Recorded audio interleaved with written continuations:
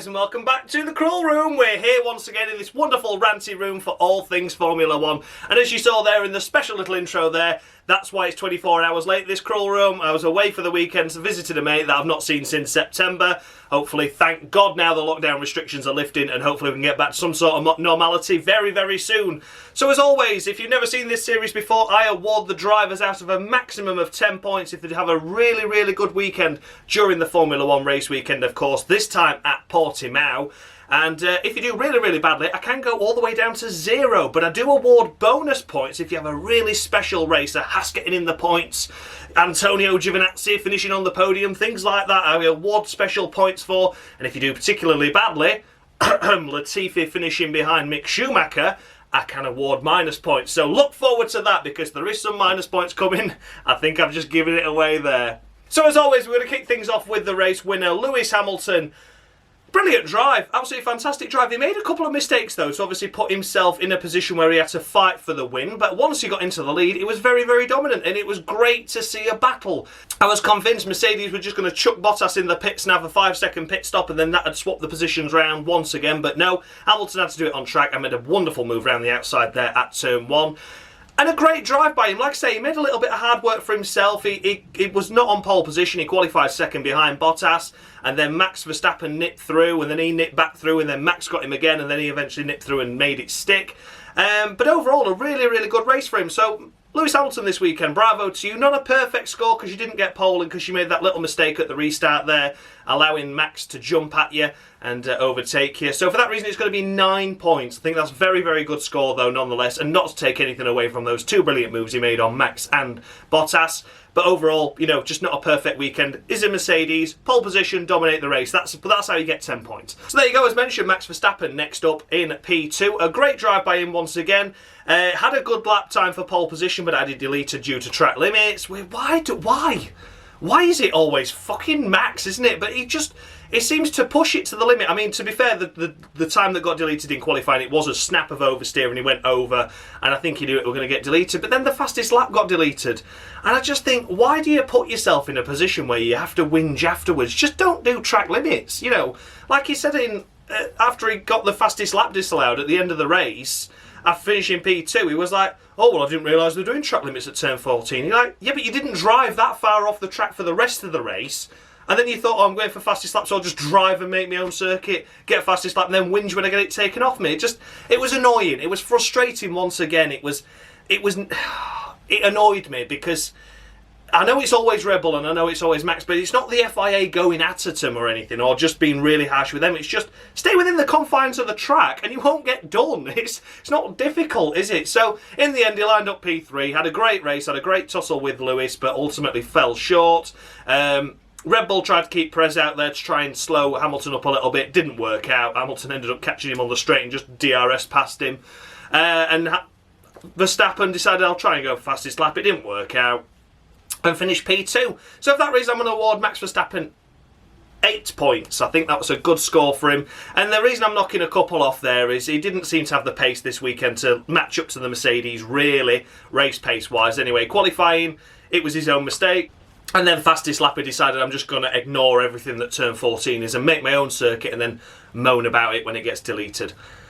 You know better than that, Max. So, you know, there you go. So 8 points to Max Verstappen. And then we come to Bottle Job Bottas once again. He was on pole position and everyone, I'm sure, had that little bit of, come on, Valtteri. You know, he had a terrible weekend at Imola once again.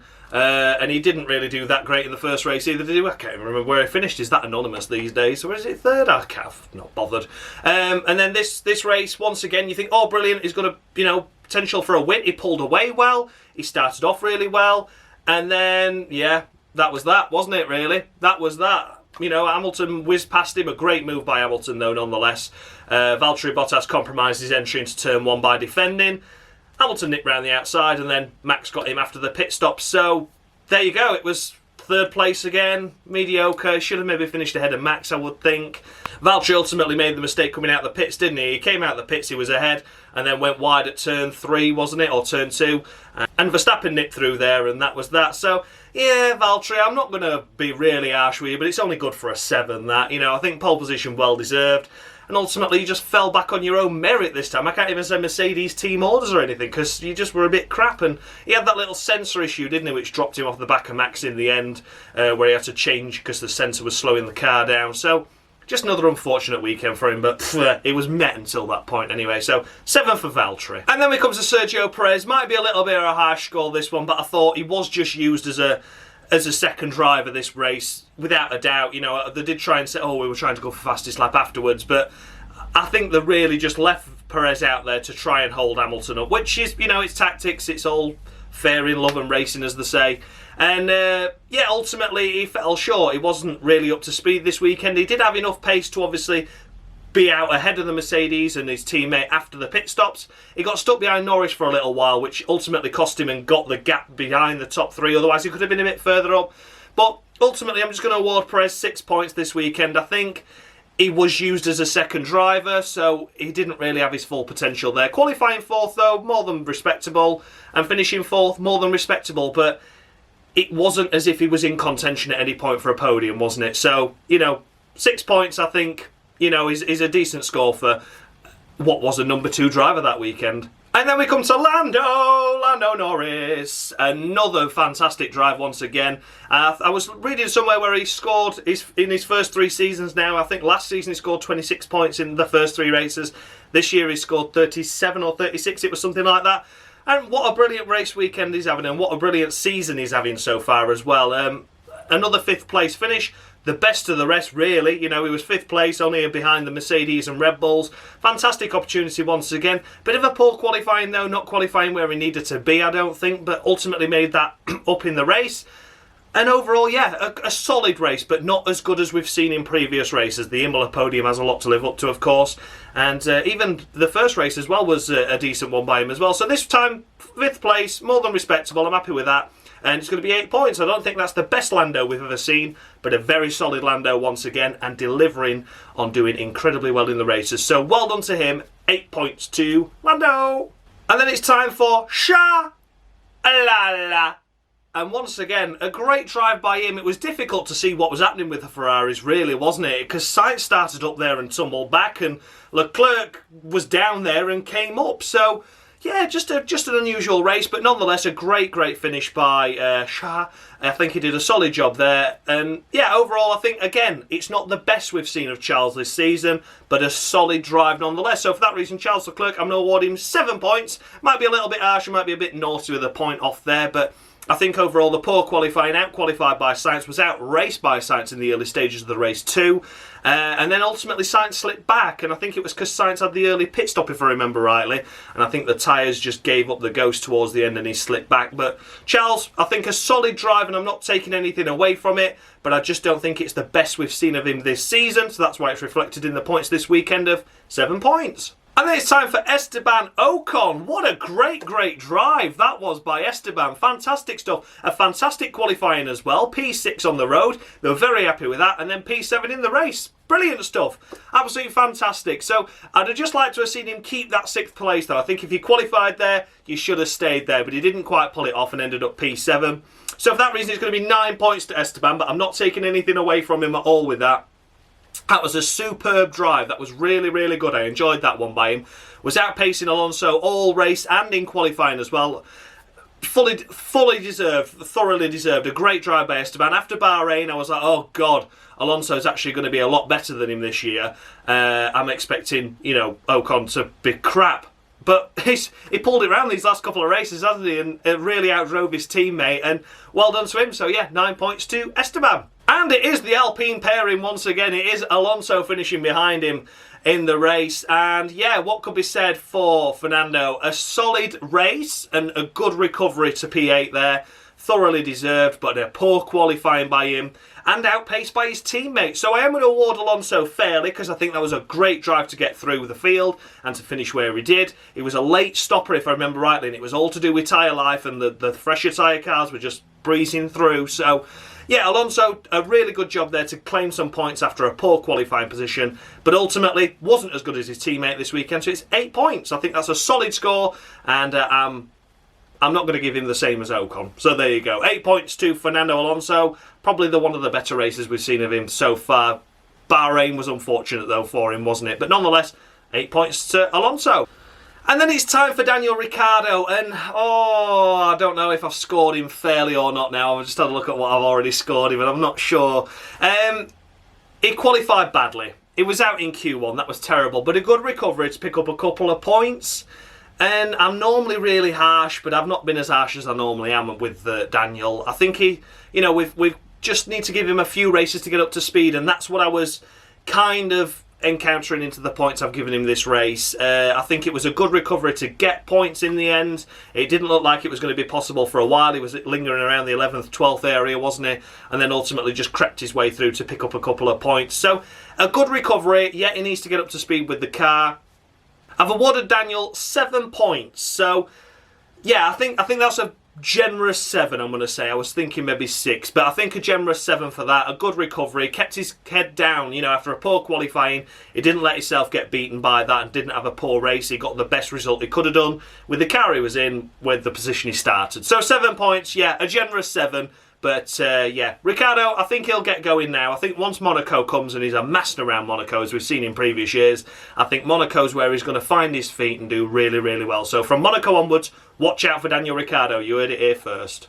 And then it's Pierre Gasly picking up the final point with the AlphaTauri in 10th place. And AlphaTauri were just sort of pea nowhere this weekend, were they?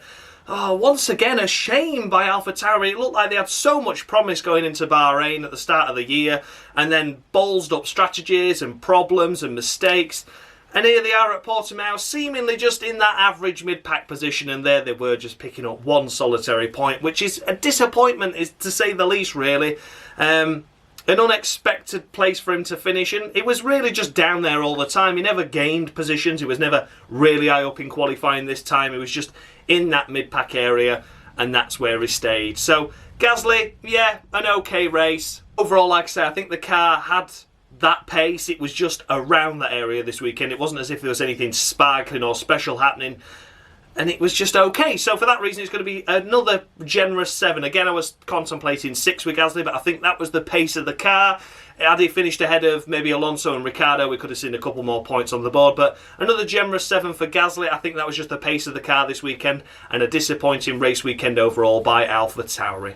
And then, as mentioned, it is Carlos Sainz next in P11 outside of the points after qualifying in 5th place after a phenomenal qualifying effort. I was like, come on, Carlos. We've out-qualified Leclerc here by a few positions. We're going to do well, and in the race he started off well. He did slip back a couple of positions though, didn't he? I think he dropped down to 8th after the first few laps, so that was a shame, but he was still ahead of his teammate.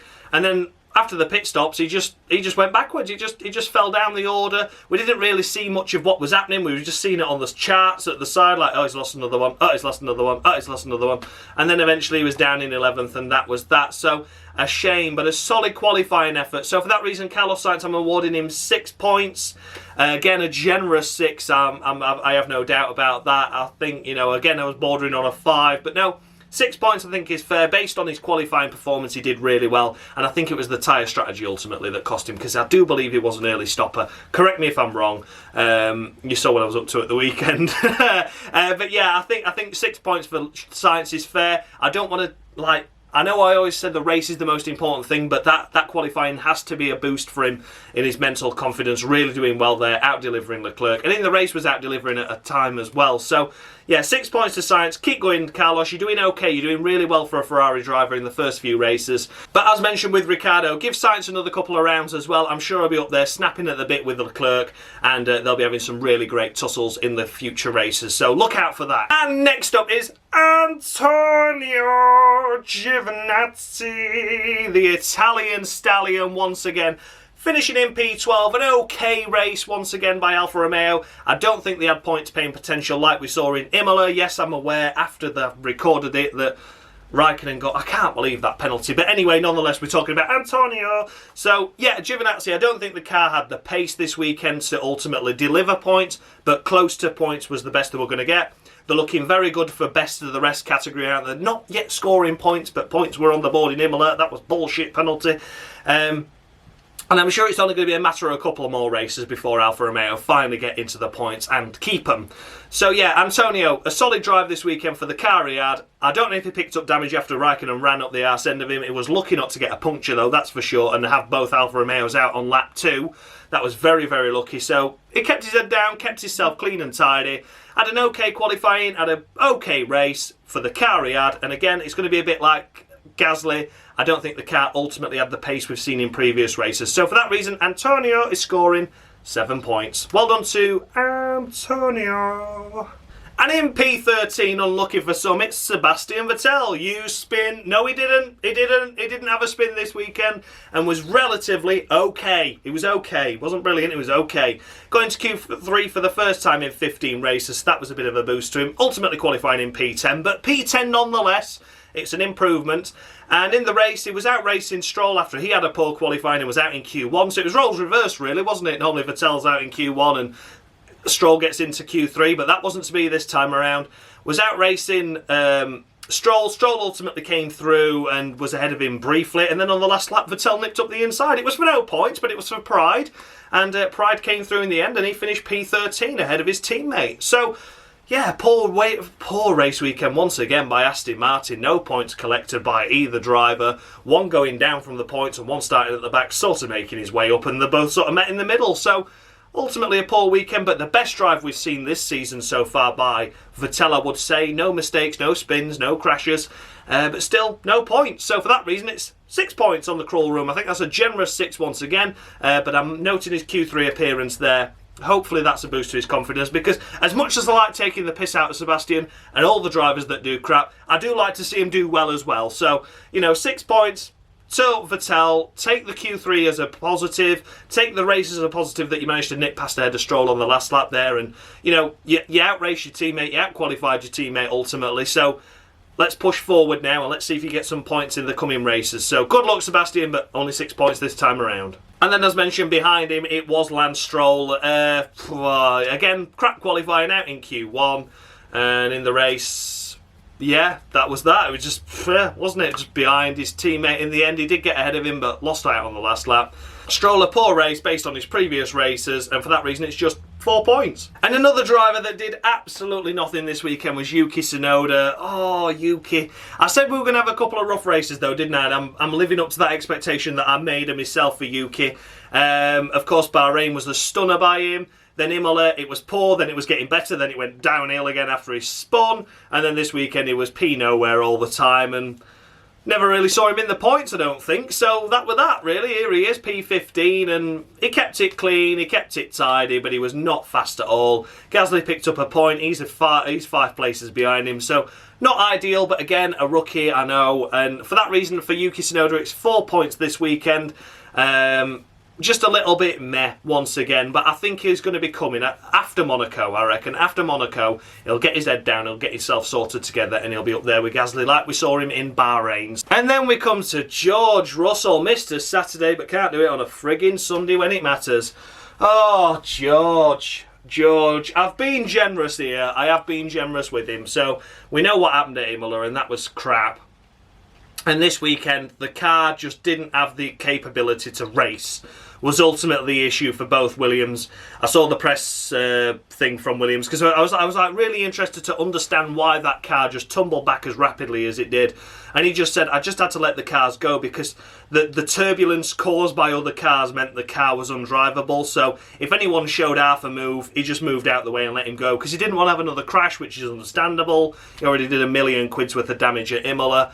And yeah, it was a tough one, wasn't it, for George? Really was. His best qualifying performance for Williams to date with P11. Half a tenth away from a Q3 appearance as well. So a great drive, but ultimately it fell to nothing. And again, a shame, but here we are in this position. So for that reason, based on the car being undrivable during combat and a great qualifying performance, it's a mediocre, middle of the road, 5 points. I don't want to be too critical of him because I do believe it was the car this weekend, and Williams have admitted it with both drivers. So there you go. It's just a difficult situation for Williams, isn't it? It's no good being good on a Saturday if you can't be good on a Sunday. So fingers crossed Spain works out a little bit better for him.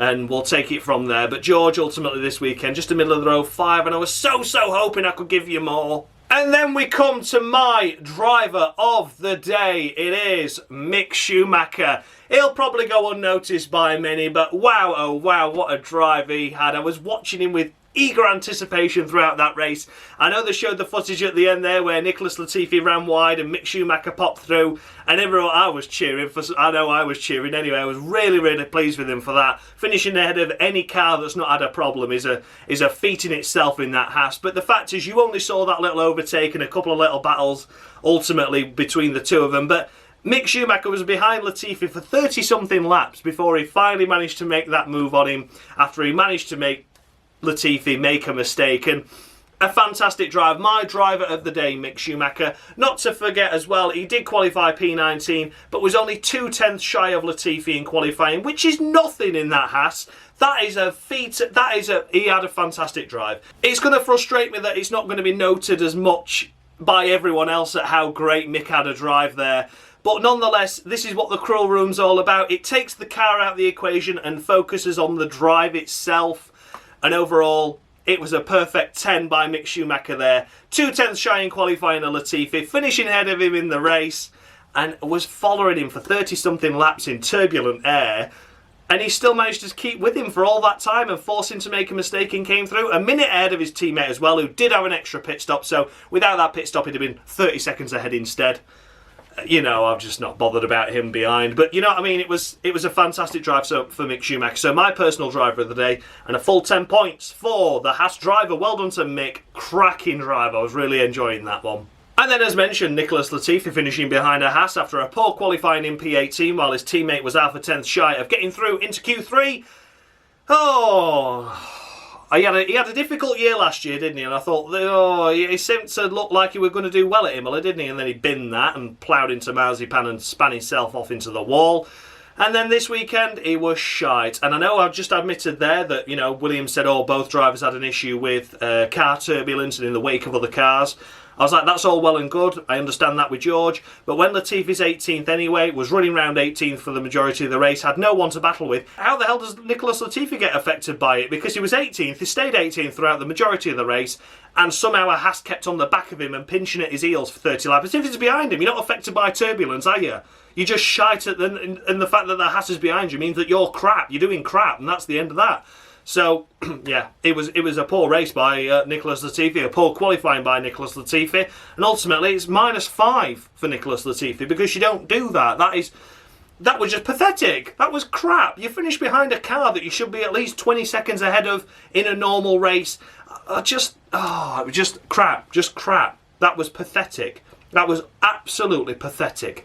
So, Nicholas Latifi once again proving he's just a pay driver and doesn't deserve to be on the Formula 1 grid. And just imagine if we could get rid of these pay drivers and put actual talent in. We might actually have some better racing as well. And the grid will be a lot closer together. And, oh, God, it just frustrates me. So, yeah, -5 to Nicholas Latifi. That was piss poor. And then we come to Nikita Mazepin. Open up your eyes. Open up your eyes. Just open up your eyes. That's right, he didn't see Perez, did he, coming round to lap him and held him up by a couple of seconds and was ultimately just shite once again, wasn't he? He blocked Perez in practice or qualifying as well, didn't he? So he's just crap, and then he gave him a 5-second time penalty for being a minute behind his teammate, plus 5 seconds. Wow, makes a world of difference, that, doesn't it? Why don't you give him a grid penalty instead? Because if he's 20th, at least you can maybe start him, I don't know, back at Imola again. I just don't know. It was just an awful race once again by Nikita Mazepin. And as you know, we don't really award him points on this series because he's not worthy of them because of his previous antics in other championships and his general life outside of motorsport. But for this weekend, I thought I'd do a little bit of something special and just score him tit on the Cruel Room. Just tit. So there you go. Very fitting tribute there to Nikita Mazepin. And then last but by no means least, it is of course Kimi Räikkönen. Palmer of the week. The only Renault I drive now is a Clio.